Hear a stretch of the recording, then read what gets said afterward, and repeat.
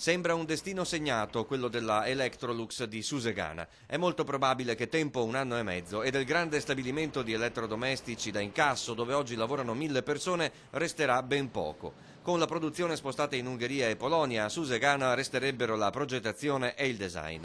Per la multinazionale meno costo del lavoro. In paese la gente è solidale con i lavoratori, ma è del tutto sfiduciata che la politica, soprattutto quella litigiosa di Roma, faccia qualcosa per salvare la fabbrica. Il lavoro non è che costi troppo, è lo Stato che ne costa troppo. La politica cosa fa? La politica vive di soldi e vive di soldi, non di altro. Lo Stato che interviene, che ferma questa evacuazione verso i paesi a basso costo della manodopera, non credo che si possa fare niente. Si crede ancora? No.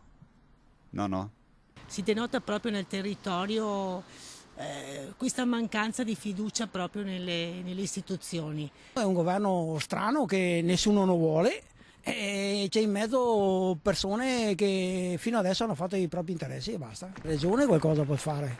La Regione finora ha fatto il possibile, risponde dalla vicina Sernaglia il presidente Zaia, con gli ammortizzatori sociali e la finanziaria Veneto Sviluppo. Sono le tasse troppo alte a far scappare le aziende all'estero. Chi può dare più soldi in busta paga ai lavoratori e può abbassare la pressione fiscale è solo Roma. Roma che ancora oggi prevede una tassazione media italiana del 68,5% contro una media europea del 46% e contro quella della Carinzia, qui a pochi passi, del 25%. Quindi Roma si dia la sveglia e risolve i problemi che abbiamo sul territorio.